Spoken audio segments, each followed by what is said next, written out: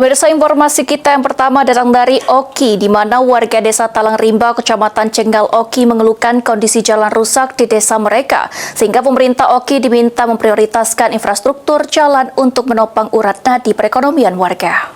Ini bukan sembarang jalan, kita akan menyaksikan manusia yang teraneh di dunia. Nah, akhirnya dia nyempulat guys. Coba maju dulu guys. Ini al asli guys. Nyempulat, bagaimana deh rasanya? Beginilah video yang diunggah di media sosial di mana pria bernama Wiro Suban bersama sejumlah warga lainnya menunjukkan kondisi jalan penghubung desa di Talang Rimba, Kecamatan Cenggal, Kabupaten Oki yang rusak dan berlumpur.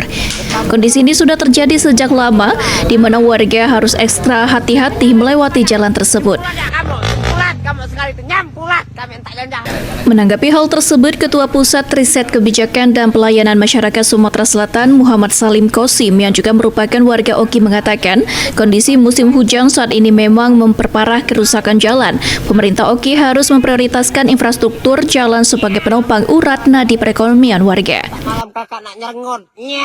Saat ini mungkin karena cuaca hujan, biasanya hal itu pasti terjadi, tidak adanya irigasi kiri kanan jalan. Yang kedua, apakah dinas terkait ada pemetaan tertentu jalan-jalan yang rusak tersebut dan bagaimana mereka untuk mencari ke depan solusi yang terbaik.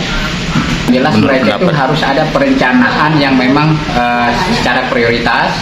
Yang kedua, anggaran memang sudah harus disiapkan. Nah, untuk saat ini mungkin itu kendalanya adalah sebuah infrastruktur yang memang harus dijadikan prioritas oleh pemerintah Kabupaten Oki, terkhusus kepada dinas-dinas terkait yang menangani hal itu. Lagi ada di Bonot. Pemerintah Oki dalam hal ini dinas terkait diharapkan mempunyai perencanaan yang matang dalam memenuhi fasilitas jalan termasuk kesiapan anggaran yang sudah harus tepat sasaran. Provinsi sekali ini. Novan Wijaya, PAL TV. Mentas. Nyaka dulu.